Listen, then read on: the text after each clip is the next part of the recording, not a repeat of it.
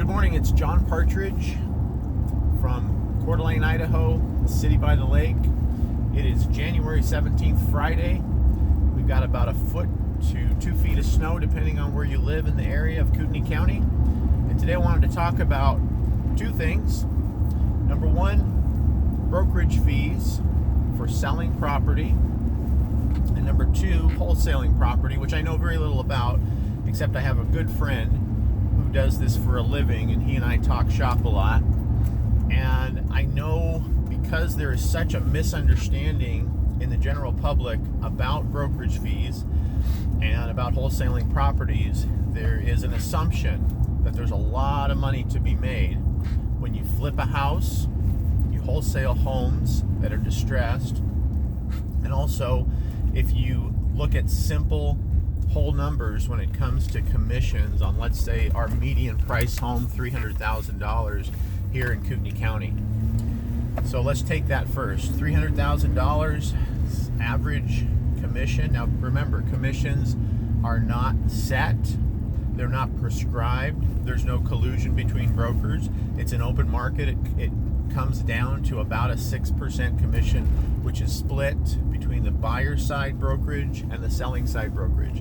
So take that 6% on a $300,000, it's $18,000. Sounds like a lot of money. And most people look at that and think, wow, I want to jump into the market. I want to be a realtor so I can capture a big chunk of that money. And we don't really think about where that goes. And so the breakdown on that, first of all, it gets cut in half. So you go from $18,000 to $9,000. That's going not to the agent, but to the brokerage. What does that pay for? That pays for services within the brokerage, pays for staff, it pays for accountants, it pays for the building, the lease, utilities, pays for the services rendered on the particular property, marketing, photography, print ads, etc. And there's a laundry list of things that go into that. So remember that the brokerage fee is broken in half and then it's subdivided into categories, of which the agent gets a fraction. Maybe 1% or less goes as a whole number into that agent's pocket. Now let's talk about wholesale properties. If you imagine the same property at $300,000, and you're going to buy that as a wholesale product and resell it or flip it, you've got a lot of fees, and I won't go into all of them in this video, but I will tell you that if that property was able to be purchased at 70% of value, so that's $210,000.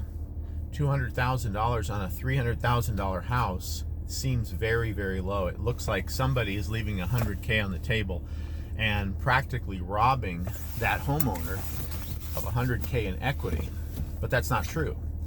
If you start to go through the costs of wholesaling a home and putting it back on the market, you could easily get in trouble and end up losing money, even though there was $100,000 worth of room in that deal.